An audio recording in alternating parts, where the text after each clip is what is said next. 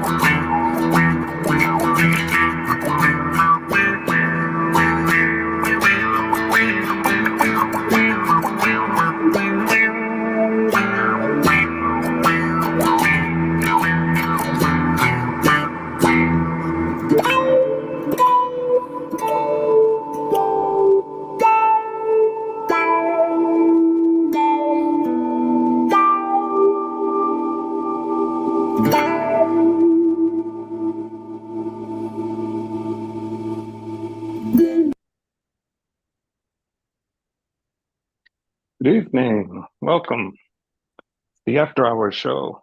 Welcome. My name's Joe in Norway. I'm joined by Ann Lee, retired college professor and community member at the Daily Coast. She's a member of the National Council of Independent Scholars and is a contributor to the book, The Political Economy of Art, Making the Nation of Culture. Evening, Ann. Hey, How Joe. goes it? How goes it? Oh, we got a little change of plans. We were Okay. supposed to be cat sitting tonight, but looks like we'll be leaving later. And the menu was unpredictable because we didn't know what our friend had in their pantry, so I was just going to wing it with whatever we had. But since I was at home, and since we were prepared to leave, I didn't have any food here left. So kind of in the same situation. So I've got a handful of ingredients. Okay. Potluck. But before we get to that, maybe we could talk about Gaza a little bit. Okay. We posted this to the Discord there. The latest numbers. Yes. Those are Al Jazeera's numbers. Yeah, so it's the source is Al Jazeera, the Palestinian Ministry of Health, Palestinian Red Crescent Society, the Israeli Army, and Israel's Social Security Agency. Latest March 22nd, 2024 at 4:30 GMT. I'm sorry. I believe they call it the Hamas dictated Palestinian Ministry of Health. Yeah.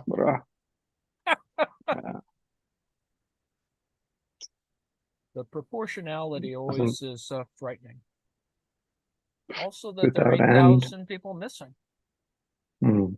These numbers have to be completely lowballed. There's been so much damage and so many pancaking of buildings. People are. Do you know any of the numbers of the missing? It says on this chart, more than 8,000.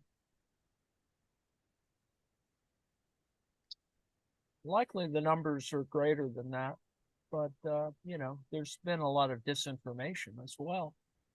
There was some surveillance drone that was shot down apparently by Hamas that was recording an attack on some teenage boys that were. Oh, I saw that one.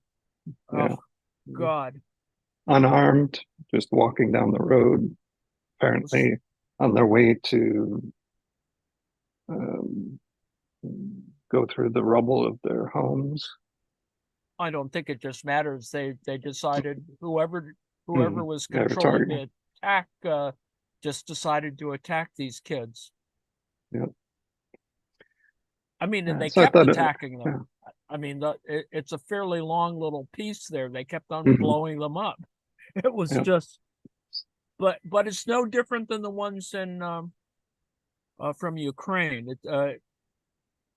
I don't show them, but there's a fair number of people who you just can watch people get killed. It's just the most awful thing. So it's a similar modus operandi, civilian killing, not Oh no, soldiers. it's these are soldiers. This is much more gratuitous. Um, it's just awful. So this is the latest communique from the Office of the High Commissioner of the United Nations Human Rights. God's a halt to the war now to save children from dying of imminent famine. With children in North Gaza facing imminent famine and others across the Gaza Strip in danger of catastrophic food insecurity, the UN Committee on the Rights of the Child today issued the following statement, repeating its call for an immediate ceasefire. Children in Gaza, quote, children in Gaza are starving to death. They are cut off from food. Even crumbs are not easy to find. A little girl wept in front of the BBC's camera, crying, "I miss bread," quote unquote.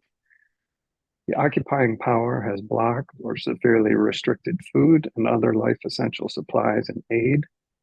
To date, there have been 27 reported deaths of children due to malnutrition and dehydration in Gaza, according to the Gazan Health Ministry. The true death toll from starvation is likely to be significantly higher, and it is set to rise. Children in Gaza can no longer wait, as each passing minute risks another child dying of hunger as the world looks on. 1 in 3 children under 2 years old in the northern Gaza Strip suffer from acute malnutrition, a sharp increase from the 15.6% in January. A nutrition screening conducted by UNICEF and its partner showed. Famine is imminent in the northern governorates and is expected to occur any time between now and May 24. Experts from the Integrated Food Security Phase classification of the IPC projected. The IPC also estimated that half of the population in the Gaza Strip, approximately 1.11 million people, will face catastrophic conditions and the most severe level on the IPC's acute food insecurity scale in the 4 months leading up to the mid-July if the conflict escalates, including through a ground offensive in Rafah. The committee has repeatedly urged for a ceasefire in Gaza. Since our statement issued in February, the situation has deteriorated significantly. The killing continues unabated, and now children are dying of preventable starvation. Deliberate actions such as blocking and restricting humanitarian aid appear to be calculated to bring about the physical destruction of Palestinian children. And we refer in this regard to the interim ruling of the International Court of Justice, the ICJ, on the 26th of January, 2024, which found some rights claims by South Africa under the Genocide Convention to be, quote unquote, plausible. We draw attention to the ICJ's order to Israel to take all measures within its power to prevent the commission of all acts within the scope of Article 2 of the Convention, including killing members of the group, to prevent and punish the direct and public incitement to commit genocide, and to enable the provision of humanitarian assistance. Since the ICJ order on 26th of January, and as of 19th of March, an average of over 108 Palestinians have been killed and another 178 injured every day in Gaza, and children are amongst them. The looming invasion of Rafah will take the fragile situation to the breaking point, putting the lives of 600,000 children at immediate risk, will rapidly reach the tipping point of famine. while reiterating its calls for the remaining children held hostage to be released immediately. The committee also calls on all parties, including the General Assembly and the Security Council, for an immediate humanitarian ceasefire to protect hundreds of thousands of innocent children's lives. We call upon states to resume and strengthen funding for UNRWA and urge the opening of multiple land border crossings to allow for massively increased delivery of aid throughout the area, including to northern Gaza, as well as security assurances and unimpeded passage to ensure that the aid reaches all children in all areas. For more information and media requests in Geneva, you can go to @UN Treaty Bodies, Shitter, Twitter, X.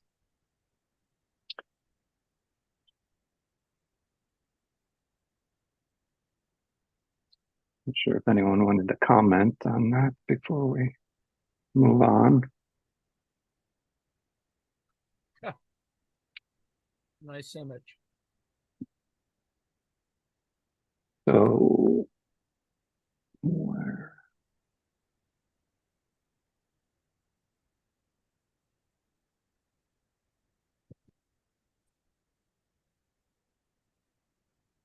Salmon to food. I have a few things left here that I thought we might try to make a dish with. I've got some baked yams, leftover baked yams.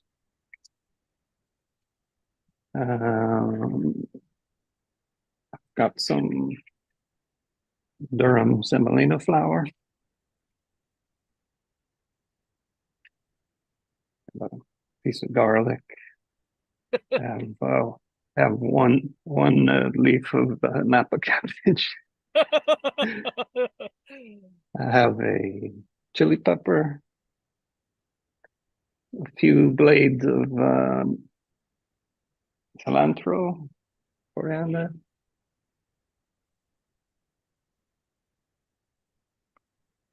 I have some pressure cooked kidney beans.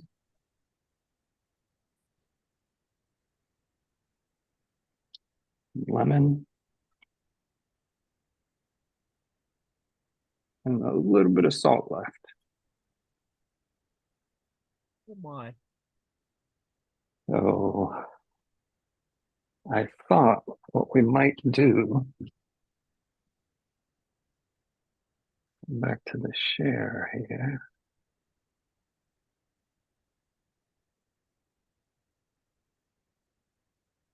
Not sure if anyone has been playing around with the LLMs. I'm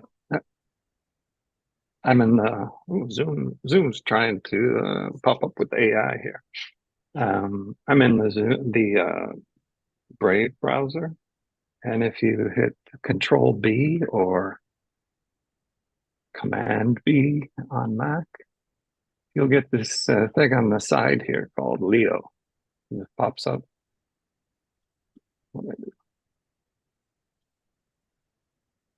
So Leo is their built-in chat assistant, and you can configure it to use other LLMs. So I configured this to use Claude for the new. I think this is the new Claude version. I might, if my VPN is still connected, I'll be using the latest, the greatest Claude assistant.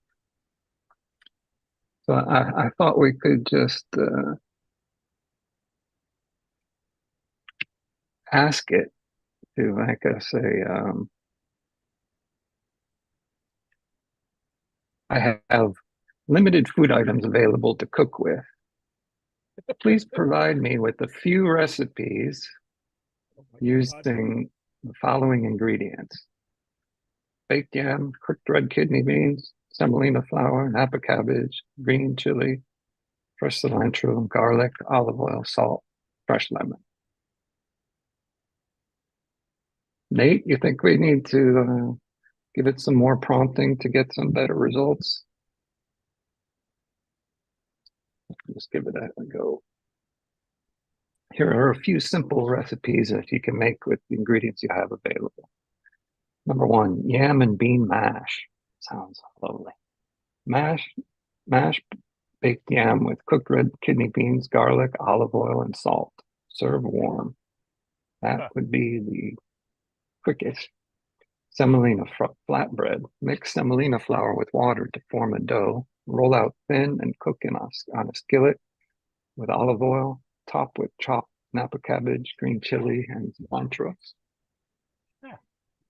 Not bad. Cabbage salad. Shred Napa cabbage and toss with chopped green chili, cilantro, garlic, olive oil, salt, and lemon juice. Serve chilled. Not bad. I don't think we got enough cabbage for that. Let me know if you need any clarification. I was thinking more along the lines of making gnocchi. Okay. Help me. That.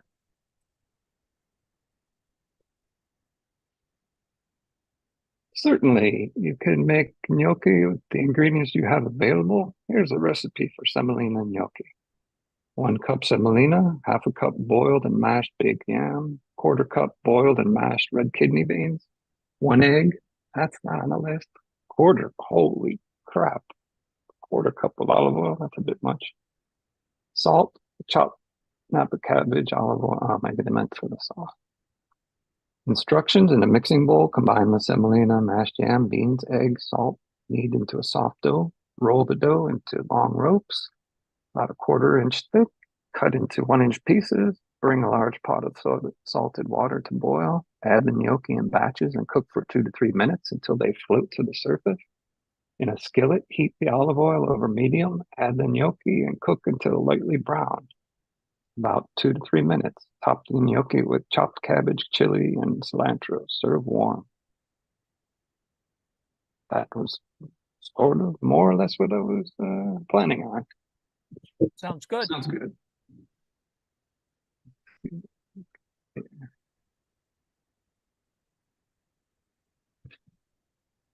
Well, I guess I'll get going. Okie doke. Get some latest on Ukraine. Yeah, let me just review the past week. There were the usual, it's hard to say, but there were protests about the election. Putin's successful election with 83% of the vote. Oh, a real nail biter. Oh, indeed. And so there were other things that were happening not only within the country of Russia, but also the usual stuff happening in Ukraine. Still is fighting going on, but more interesting are the various Russian either resistance groups or they're groups of Russians who believe in a quote-unquote free Russia, whatever that means, and they're supported by the Ukrainians. And so they've attacked a variety of sites. I think most of them have withdrawn from the Volgograd area, which is east of Kharkiv, across into the the oblast that's closest to Kharkiv. And it's like invading a suburb mainly, but so there are a variety. They're about a battalion sized group, I guess. They managed to destroy vehicles. They don't seem to be well organized. There's a video out that shows them being attacked by Russians, and it doesn't work out real well. But apparently, well, they have done this before. This is not a new thing. But they were hanging out. I think they managed to attack an administrative building, maybe a police station, and a bunch of other things. And So there was that from a PR point of view. This past week, the propaganda train was running around Russia, probably to help support the election as well. In some ways, it's reminiscent of the agitprop trains from the sort of pre-Stalinist period, and so on a flat car running around Russia somewhere, I'm not quite sure where it was. They had one of the captured Bradley fighting vehicles, so there was like a war trophies, and both sides are really into war trophies. Although I think there are fewer of them these days, simply because most of the rest are being converted into scrap or something. So that's one element. It's also possible to think about. The Russians were running a lot of jamming this week. Uh, uh, Navigation, air navigation jamming was happening a lot over um, northern Europe, a fair amount between Lithuania and Germany, and it's actually kind of interesting to see how much jamming navigation. The Russians are actually not that they are experts in it, but they employ a lot of jamming. Electronic jamming occurs at a variety of levels. They've even designed an electronic jammer to supposedly thwart drones. But I think the Ukrainians, smart as they are, have worked out a way to, when the drone is approaching on a glide path, it shuts off, I think, its transponders in response to the jamming, and so gets in past the jammer. Anyway, that's probably too much detail, but something like 12 to 15 oil refineries were hit, affecting about 600,000 barrels of oil. I think that's the number, or and so there was a slight effect on Russian oil production. These refineries were not well defended. That's probably why it's a target of opportunity for the Ukrainians. And so air defense. How far in were they? Anywhere from close in Belgorod, which is about 30, 40 kilometers across the border, to 900 kilometers. There was one at 900 kilometers away. There was one 750 kilometers away. A couple 900, also 900 kilometers away in another direction. So this was a fair number. About a third of Russian oil production was hit.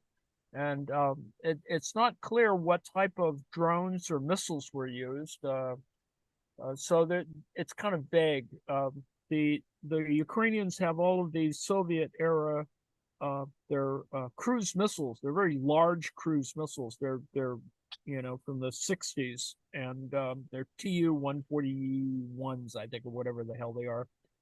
And they've got about 140 of them, or 170 of them, and so they've been using them up. I don't think they have that many, but they are fairly large. I mean, they're like a small plane, and so I think that's what they use to hit them. But who knows? We really don't know. And the Ukrainians have a wide range, about 20 different types of drones. Actually, they have it widely dispersed, and some are propeller driven, and so that they can fly fairly low, not within radar. They have no transponders, of course, and so.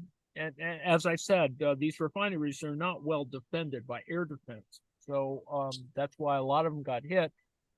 It's not like they, you can hit tank farms, that is, with big fuel tanks. That's one thing. But if you hit refineries, that's actually much more important, because it's the technology to convert, oil or a variety of fossil fuels, and the creation of different types of products like air fuel or jet fuel or a variety of other things. So fuel oil, etc. All of those things are pretty industry standard. So there was that. it's just interesting to see that that was part of the attack scenario. Now, in response, though, the Russians today attacked. I think it's a response. It seems reasonable that it would be a response. There was a huge missile barrage that so they sent missiles for it's they used to be sort of infrequent, but they sent a much larger barrage of missiles against the capital, which obviously tested the Ukrainian air defense.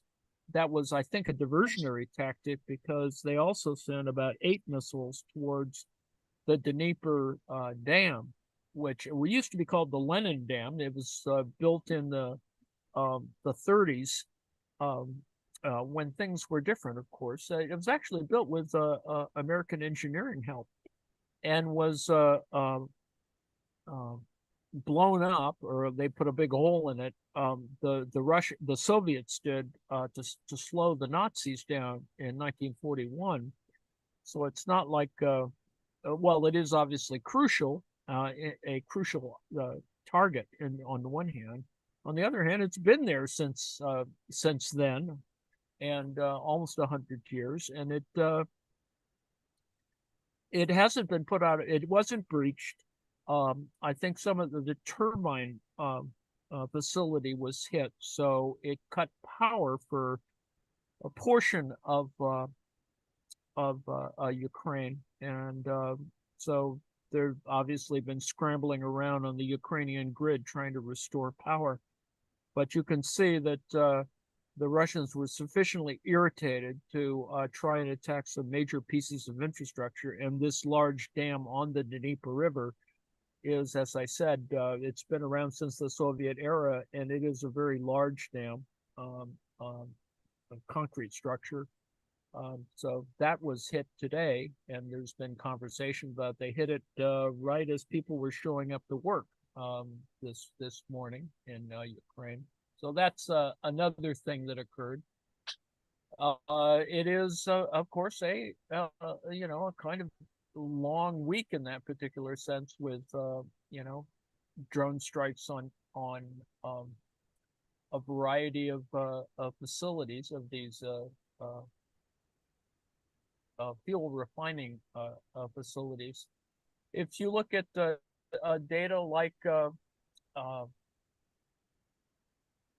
the total number of attacks or the Russian armored vehicles destroyed, it's been pretty significant.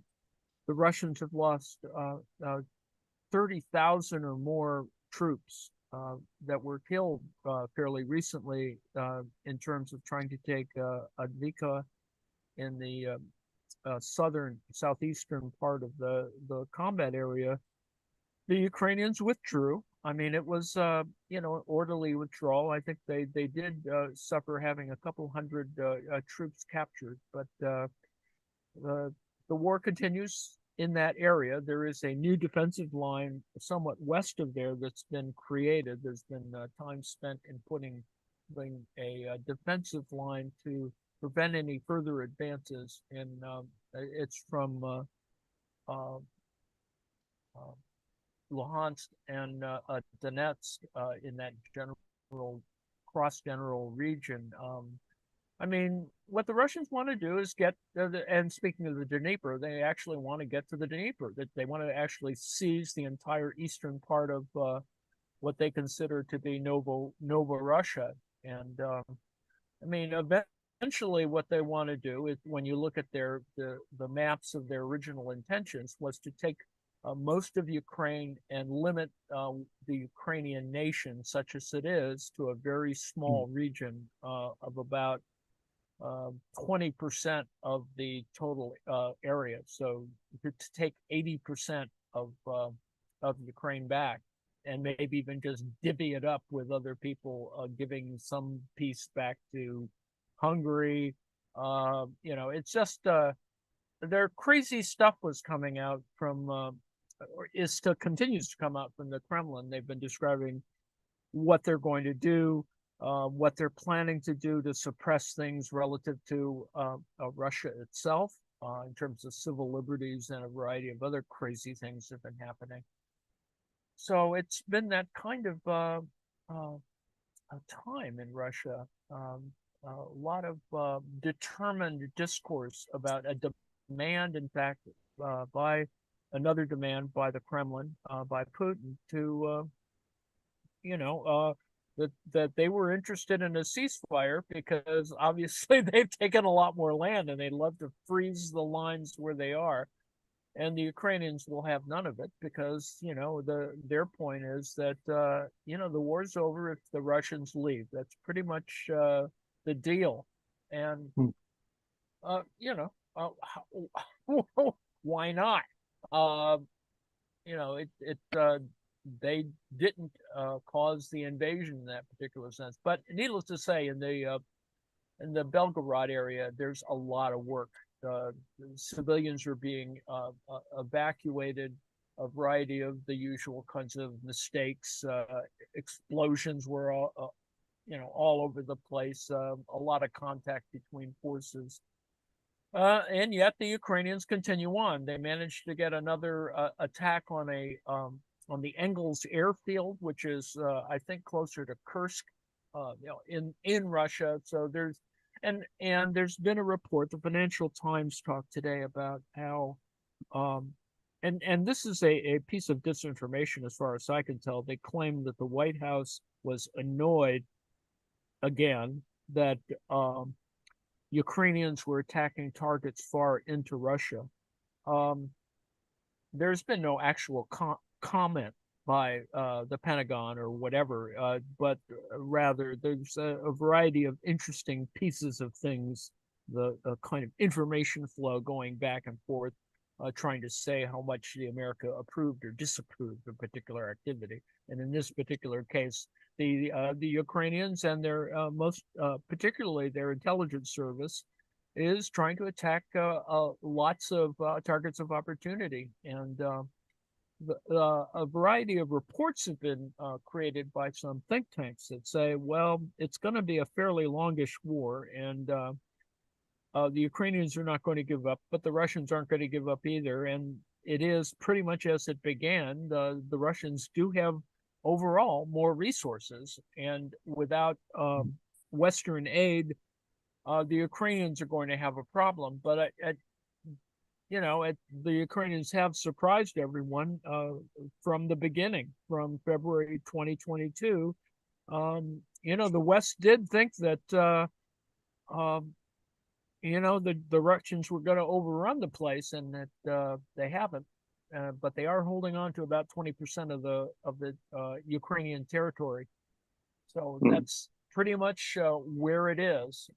There's been some intermediate reports. Oh, wait, just one thing before you keep going. Go Where I am is probably the quickest prep I've done on any of these there we go. meals. Indeed. We're all set. We got the garlic sliced, we got the chili sliced, got some lemon zest here. Chopped up the cabbage into little diamonds, and we have the beans with a little of the cooking liquid we can use for a sauce, maybe. Got the water boiling. Now we just need to work on make our ganachkis. The problem with this one is that they were baked, so you're typically supposed to bake your potatoes for gnocchi because the moisture content is much reduced. The more moisture, the heavier the gnocchi. But the problem is that it gets all kind of not as smooth when it's so dry. So it's a bit on the dry side. So I hope it holds together. You have to rehydrate it or something, or no, because we're trying to get them as light as possible. Okay. Is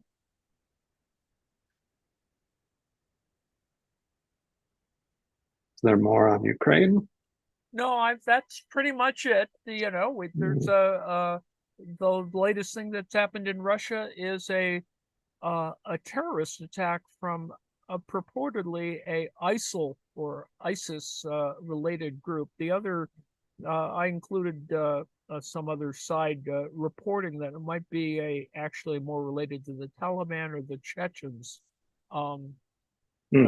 in terms of the Islamic State kind of connection. There's a kind of loose overlap between those things.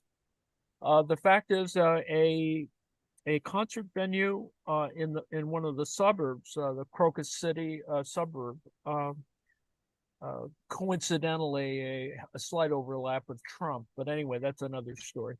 Um, these 3 or 4 gunmen came in with assault rifles, and 40 to 50 people have died. 100 people are wounded. They set the building on fire. Um, if you can imagine a large concert structure Hmm. being attacked, that seems to me more of the kind of a style of attack that occurs in more in Russia than in the United States, relative to attacking large um, civic gatherings, public gatherings and stuff. So that's kind of where that is. That just happened earlier in the evening in Russia. So that's the one thing that's going on. Um, the thing that I wanted to talk about more specifically, and oh, Harsh, did you want to say something? I had a question actually about Ukrainian war funding from US. Yes. I think that didn't go through, right? Or Not yet. It's probably going to be another 2 weeks, just simply because the House decided to go on recess. so I have a question because it's isn't it the same process as for the Israeli funding, or is that different? Because I don't Uh, think so that's going through Congress as well, right? yes, they've been fortunately separated as far as I recall, and so they're kind of independent entities, and they're different types of entities as well. I mean, they involve different commodities or material, so that's part of the difference. And remember, it is a long kind of supply process, so it is a lot of money, but it's not like they don't have any money. The reality is that the Ukrainians have filled in with well, the Czechs uh, sent, I think, 700,000 shells. They 155 millimeter rounds, I think, or 152 millimeter rounds. And then they discovered another 800,000 rounds. So actual war material is getting to the Ukrainians. The transfers are occurring. There are these little pieces of $1 billion here and $800 million there, coming from places like Denmark and the Netherlands and Sweden and Germany. There's little things coming. The European support for Ukraine is actually ramped up, and partially because of America is not providing certain kinds of things, but we're being held up primarily by just politics. I mean, Nice. and it's not like Domestic. America hasn't been doing anything. There have been these little, it seems like a little amount, but it's 200 to $300 million of things have been transferred over the last couple of weeks The from other question funds. was, I don't know who that was. Oh, yeah, the question was like, 'cause I was listening to Tom Hartman today, and Ro Khanna was in the program, was on the program. So Yes, he mentioned that, I think Tom mentioned that MTG had something on the floor to actually block this guy or to remove this guy, the current Mike Johnson, right? That's his name, right? The speaker. that's correct. So and yeah, It sorry. was a motion to vacate today. It was pretty it's pretty funny. Oh, well, it's funny in the sense that she put in the paper, because they changed the rules, and it allows a single representative. Before, you had to have several different representatives get together to make a motion to vacate. That is, to dump the speaker. Well, the Republicans changed the rules so that you only needed one representative to make the motion, and Marjorie Taylor Greene decided to do that today. Okay, so the reason I brought up is because Rokhana was saying that they would, like, even Tom was sort of egging him was to get his group together and sort of support Mike Johnson in lieu of supporting Yes, Ukraine. it may free up the Ukraine funding because the fact that it depends on whether Green is going to get enough support for her motion in general in the Republican caucus. So, but what the Democrats can do is offer to defeat all this business in exchange for getting the Ukrainian funding. So in 2 weeks we may have a final resolution of the $61 billion whatever tranche of funding. It's really problematic. It's only symbolic of a series of problems, and the Republicans are between a rock and a hard place, they're getting towards a rock and a hard place because another GOP congressperson is going to quit. Some guy named Gallagher from Wisconsin decided that he's going to quit in a couple of weeks. So the margin of a majority margin has been reduced to almost, I think, one vote. It's very, very close now, considering that Ken Buck, defected, etc. Nancy? No, I was just going to say, it seems the Republicans are mostly coalescing around the notion of not supporting Ukraine. And I mean, that is more and more the message, which is they do not want to support the Ukrainian war. And that obviously if Donald Trump wins, that's the end of Ukraine, or that's the end of support for Ukraine. But there's been this progressive shift, it seems, from a kind of hesitancy, lukewarm support, initially real support, then lukewarm support, then tepid support, and now a number of them, not just the Marjorie Taylor Greene types, but more and more are saying, it's a losing war, they're losing, we shouldn't support it. So that is an unfortunate coalescing of voices on that side. There's since it is a hybrid war, there's a shit ton of, as they say, of disinformation about who's winning or losing the war. The former Polish, one of the Polish defense ministers, he's a former minister, but he said the Ukrainians are losing and they've lost 1 million people, and I just don't think there's enough evidence for that. But it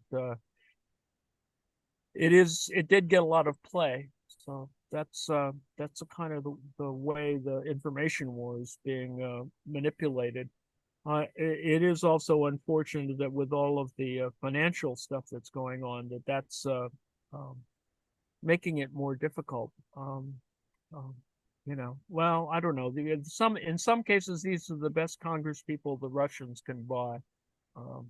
So we'll see. Nancy? And that is very true. Well, I mean, Yeah. Go ahead. Look up, finish up. Mike Johnson actually has gotten money from a Russian company. They donated monies to his early campaigns and stuff. So anyway, so there is actually Moscow Mike really is Moscow Mike. Nancy?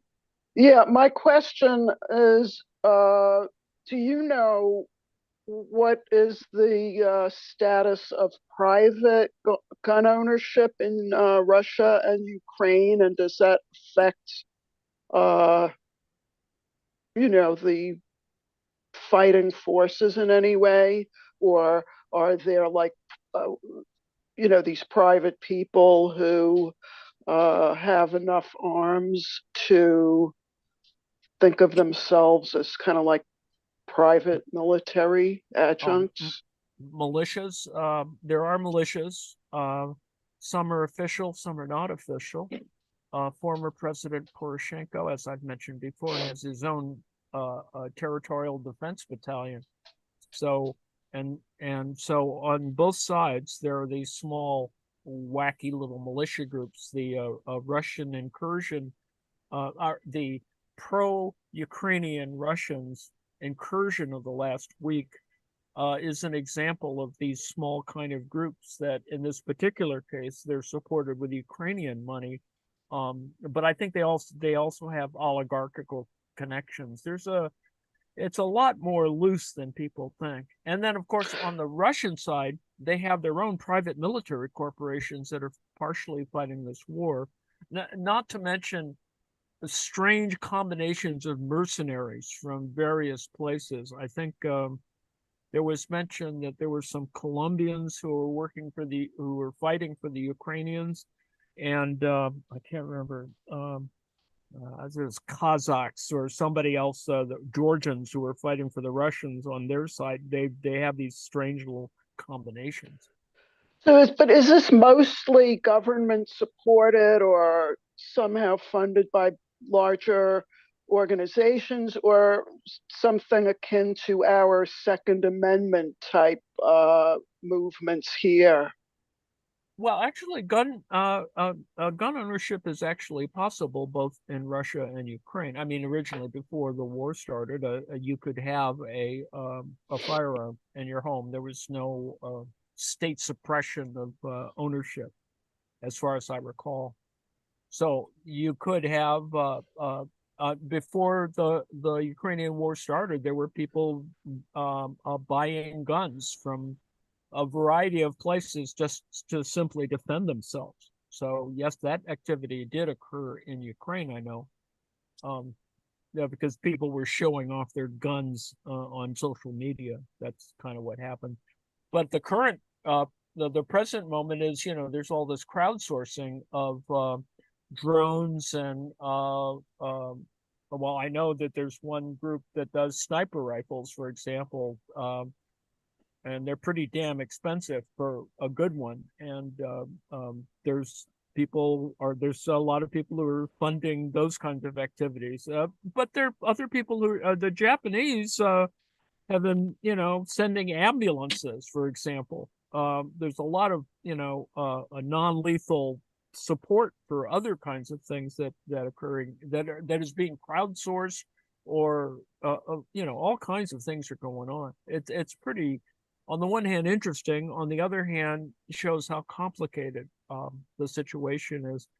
More funds were allocated for military stuff, but there is a kind of difference between private industries making certain things for the war effort and state-sponsored stuff, and that's a little bit more fragmentary. For example, apparently there's no factory in Ukraine that makes 155 millimeter, which is standard NATO size artillery shells. Well, on the other hand, Ukraine has several 152 millimeter shell makers, and 3 millimeters may not seem like a lot, but there really is a difference between the kinds of guns that are the military equipment that's available to support these things. So would that be almost impossible to retool? Yeah, it is. It does require some major sort of rethinking about it, because it's a large assembly line, and you've got it. It's a lot of different processes. It's like starting up any big factory, and you're really starting from scratch. And I mean, in terms of the shells aren't quite identical. They look very similar, but they're not quite identical. And you do want precision stuff. For example, the North Korean, the Russians bought 1 million rounds of artillery shells. I guess they're 152 millimeter from the North Koreans, and a lot of them are duds. So it's like, there's just crazy stuff going on. Oh, thank you. Yeah, sorry to get down in the weeds with detail. John Hayes? Yeah, sorry, I should have lowered my hand. Did you say something about Congress going on vacation again? Or did I miss that? Yeah, they're going for today. They're going on for 2 weeks. Okay. They so there won't be any stuff going on. They won't even be able to remove Moscow Mike. So until you, then. well, didn't you say Marjorie Taylor Greene was proposing a motion to vacate? Yeah, but it's So that's what they're doing. They're two taking a business days. vacation. They need two business. They need 2 business days. Vacating their to do bowels. this. So they're going for 2 weeks. Yeah, it's kind of like that. I assume that whenever she posted it, it's still there. Whenever they come back in 2 weeks, it's 2 more business days. So whatever. But I think she needs the political support somehow in the 2 weeks to be able to support the motion. So that Right. it'll be interesting to see whether that can happen or not. But all these people are going on, spring break or whatever. So Well, it's fundraising time. They got to go fundraise for their elections, and Marjorie Taylor Greene basically just did it to get a lot of publicity, which she was successful at. right, and this is to distract from Trump's financial problems since he's supposed to come up with the cash on Monday, etc.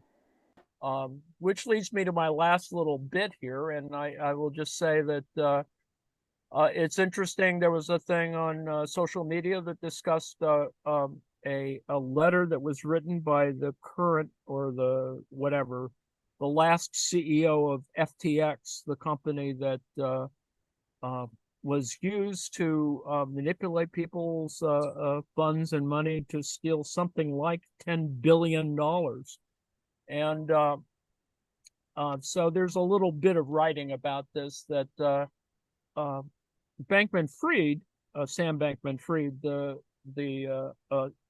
guy who initiated this entire theft of money because he was moving money around, and of course, we'd like to think that things related to crypto are impervious to kind of theft, but in fact, he stole it before it got,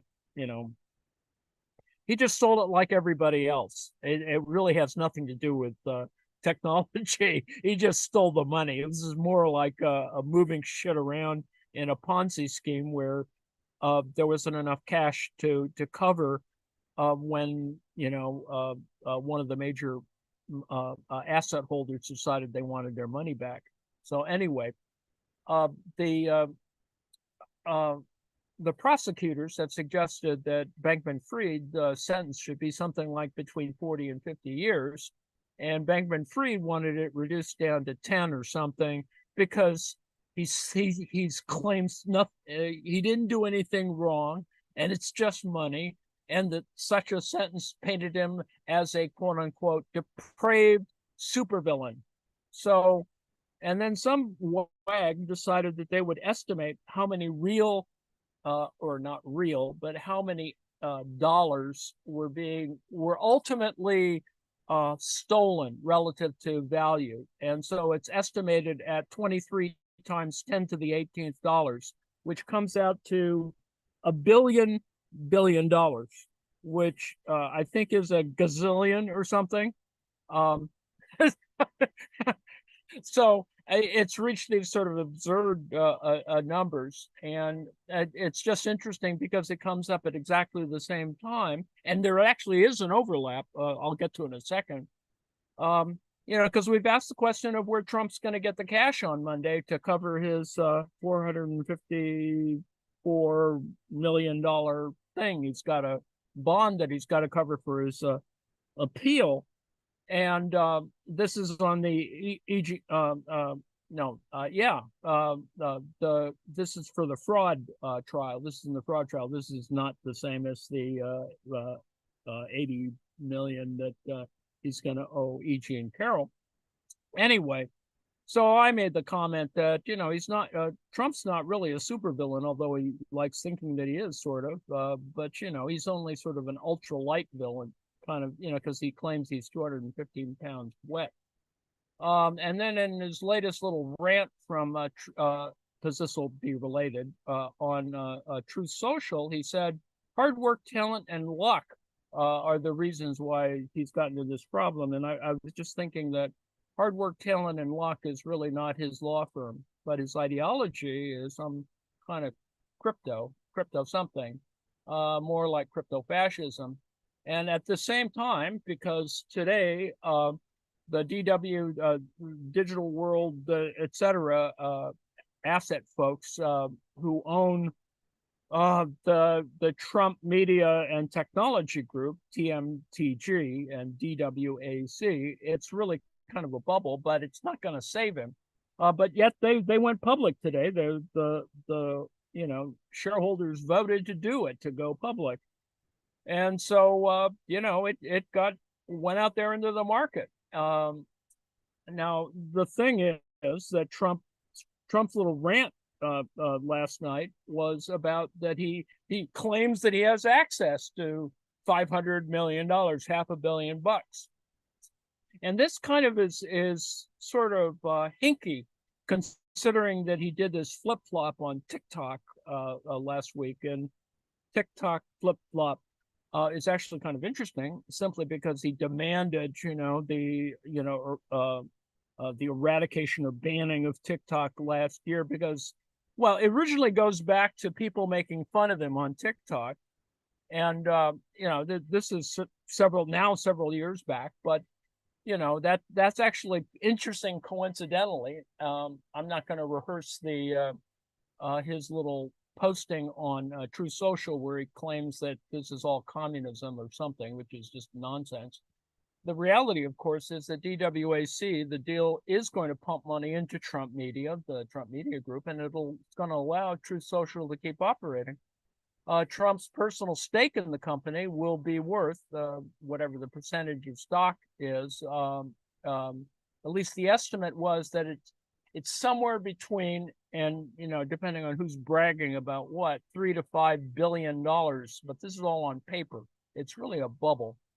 The Digital World Acquisition Corporation it's what's called a blank check company, which is a way in which you can do financing without being under the kind of regulatory scrutiny, a closer regulatory scrutiny of the specifics of the deal. You have to, in a blank a check company, it's a kind of a thing where you don't have to create an established business plan, or that it is a kind of business plan that is only built around a kind of merger or acquisition. So it doesn't have something where it projects a whole bunch of other plans and path and project and stuff, but rather it's really designed to acquire other kinds of holdings.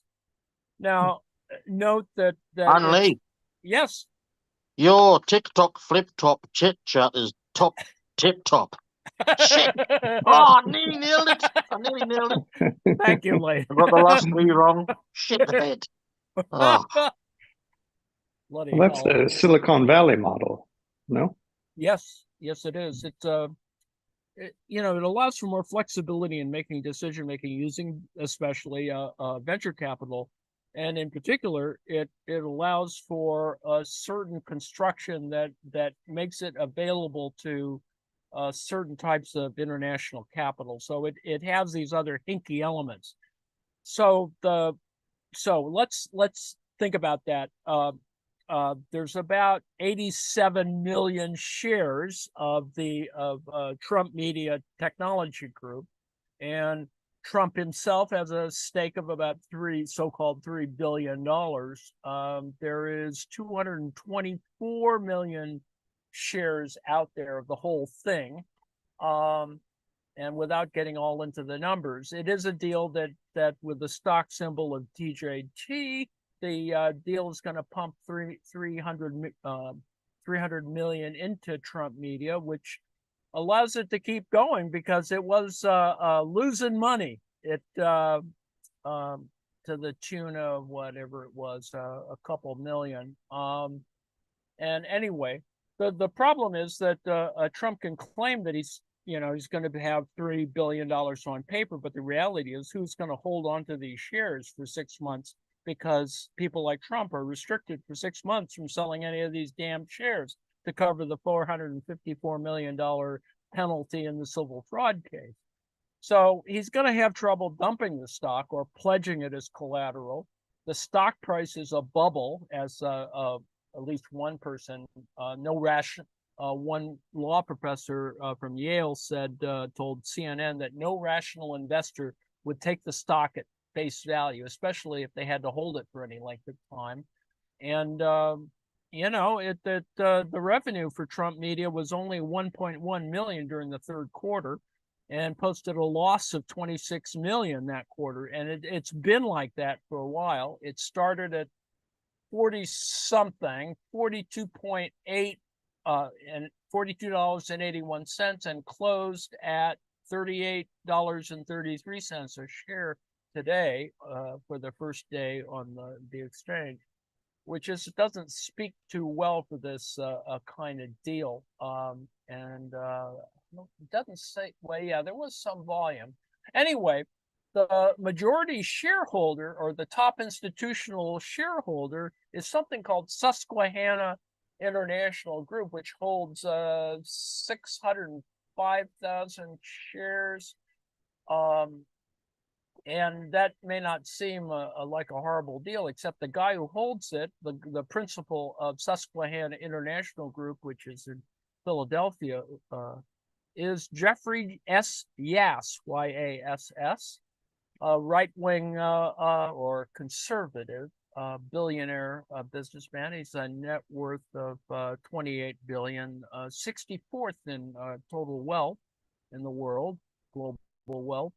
And he's an early investor in TikTok. So this is where the idea that somebody apparently convinced Trump that he should be for rather than against TikTok. And I think this is the connection. This is the overlap. That is, the guy who owns a significant number of shares in Trump Media and Technology Group and this digital world front SPAC operation is involved with the richest guy in Pennsylvania. And Yass is the largest donor in the 2024 U.S. election cycle. He's donated $46 million to Republican groups and campaigns. So apparently a meeting that did occur between Trump and Yass a little while back, not too recently, well, recently actually, generated the flip-flop. And, whatever that means. Yass is an interesting guy. He's a libertarian, started out as a professional poker player, and is a major investor in TikTok's Chinese owner, ByteDance. So that's kind of why all this sort of overlaps in a kind of really, really weird thing. And lest you think that it's not ideological, most people who are, most Republicans or most Trump supporters are kind of into crypto, which is also interesting. And Lee, yes, sir. I bet Trump's top tips for the TikTok flip-flop chit-chat are tip-top. Indeed, they probably are. Yeah. Well, anyway. Hero week, folks. Is Mark Andreessen's group behind this? Probably. I don't have any information, but probably likely. He's a big fan of Trump. But there is an overlap between Bankman-Fried and Trump in this particular instance. Not that it's a huge overlap, but it is interesting that if you actually combine the funds lost and the FTX crisis or scandal, the total amount of stakeholder claims is about $23.6 quintillion, and where a quintillion is 1 billion.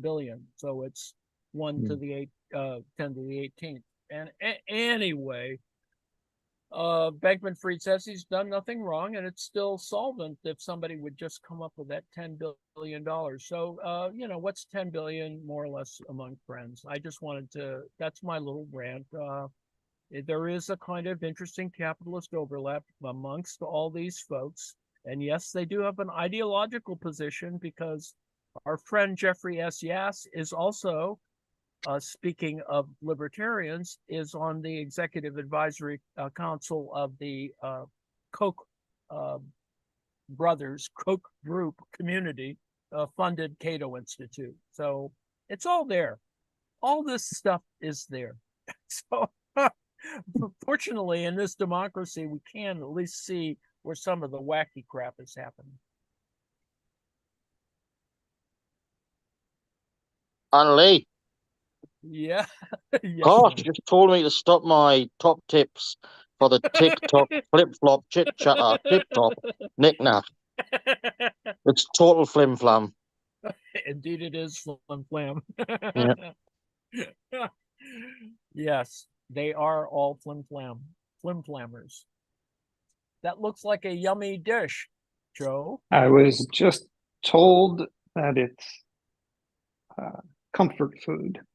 By the looks of it, I would say so. I think they are a little heavy, the gnocchi. Well, stands to reason. If I had white flour, it'd be a little fluffier, but then they probably would have all disintegrated. But maybe next time I don't toss it with the beans. It might have looked a little bit lighter. Just have to do more shopping, Joe. Came out quick. Sauteed garlic and cabbage, leftover kidney beans, leftover baked potatoes. And I'm hungry Yams. again. Sorry. Oh, that's it for me. I'm hungry. Did you use a tin pan, Joe? I need to do some more work. Right, tin pan, top tip, right up. I'll be on it. Cast iron. Holding up so well with the thicker gauge cast iron wok. Nice. No warping. Well, we've got more going on this evening. We have Twilight Zone again, I Indeed. assume. I don't John? know. John? Followed Yeah. by, Yes, tonight's Twilight Zone is a good one. I do say so myself. It Yes, Robert. stars. What's that? sounded like ex-president, if I wasn't mistaken. Ex-president.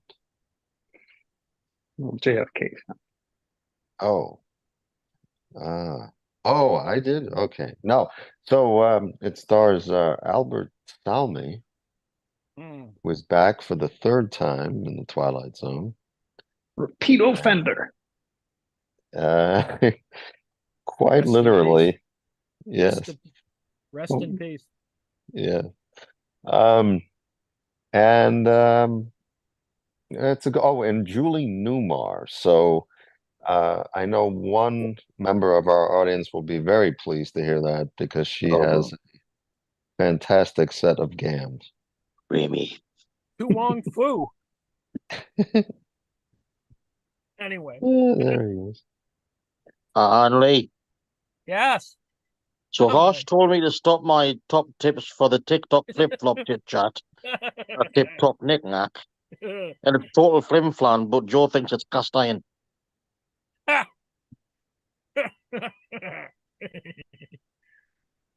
Oh, God. Join us. This is So you can come to theautonomouscollective.net. This is the community website where we post our daily schedule, links to the newsletter, links to Discord, a little bit about what's going on. You can go click on the link of the day. So it's Friday. We typically start at 6 o'clock. Then we have the after hour show at 7, followed by the Twilight Zone at 8:30. Harsh, you had 11 o'clock for Discovery of India, episode 7. Did you want to Ramayan part 1? Sure. So it's Ramayan part 1. So this is also another epic, actually. And it's one of the favorite books of our current far-right government. And I'll also discuss a bit about Manusmriti. So in this episode, they talk about Manu. So this is where the caste system actually originated. Interesting. So just touch up a bit, yeah. Great. And I'm seeing I didn't update the schedule with my tomorrow. I'll be doing some hiking up in the mountains. So I'll be streaming some of that, going around some lakes. It should be all thawed out now. That would be around 6 in the morning to 9 a.m. for you night owls. And then we got the reading, writing, and whatever workshop for whoever wants to join along at 2 o'clock, free form thing from now on. And then we've got we fill in with news for people reading the news that they found interesting during the week, and we'll have our this and that information at 6, followed by bringing the music and play music. And then Sunday, we have Texas Tom and his Art Attack Zoom group, Hammer and Sickle, which is a garden help and discussion. We have a weekly Marks reading group at 3 o'clock, followed by Columbo Watch Party.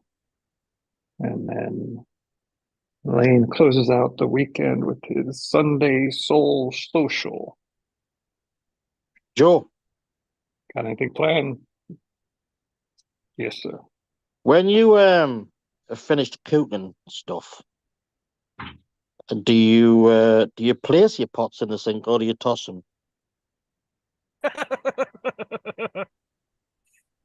You calling me a tosser? Well, a toss pot. Toss pot. I'm just look. I need something to finish this with. Hang on. Way we go. Right. Harsh is right.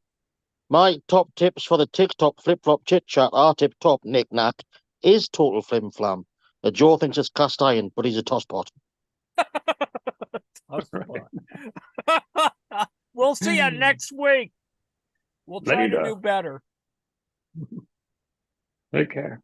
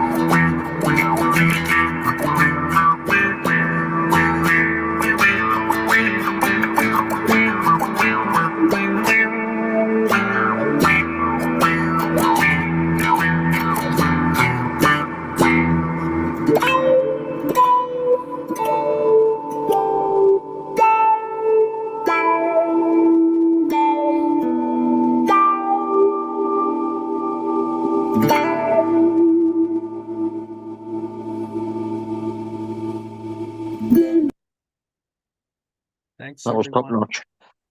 Thanks, everyone, for pitching in.